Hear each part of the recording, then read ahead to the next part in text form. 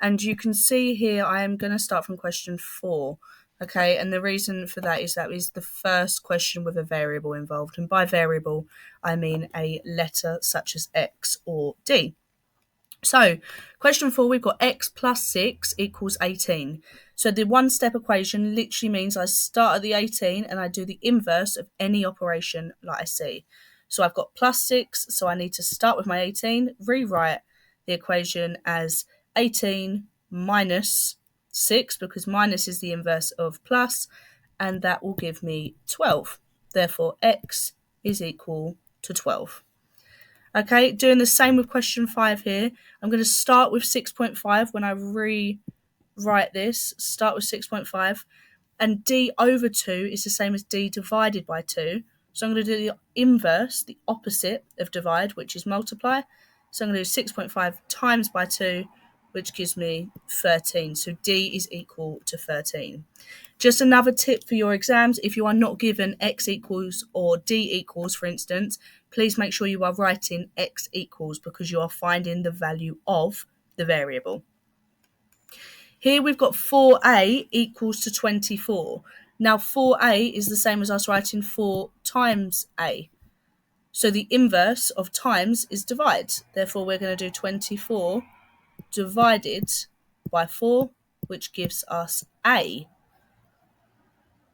So 24 divided by 4 gives me 6, 12, 18, 24. So I have got a equals to 6.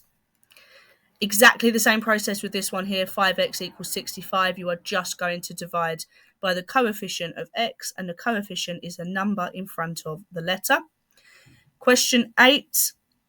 Just be mindful when you see this not to go ahead and say, well, m equals 3, because 8 take away 5 is 3. That is incorrect, okay? You are to do the inverse. So we start with 8. We write the inverse operation to the one we can see there. So the inverse of minus is plus. And we're going to add 5 to 8. Therefore, m equals to 13. Okay, same with this one. You're just going to do the opposite. This one here is just worded a little bit differently, because we've got h plus h plus h equals 12. So we have got 3h here equals to 12, which we know we then divide by the coefficient of our variable. So h equals to 12 over 3, which is 4. Okay, again, just be really mindful with these ones here. 36 divided by y equals 9. So how on earth would I do this? I need to do 36 divided by 9 to give me y. 36 divided by 9 gives me 4. And just to make sure I'm right, 36 divided by 4 gives me 9. So I know there I've just done the inverse operation. And I believe for one-step equations, this is as difficult as it's going to get. You're only going to have to do that process once. For instance, with the last question here, 40 is equal to 8g. Therefore, 40 equals 8g.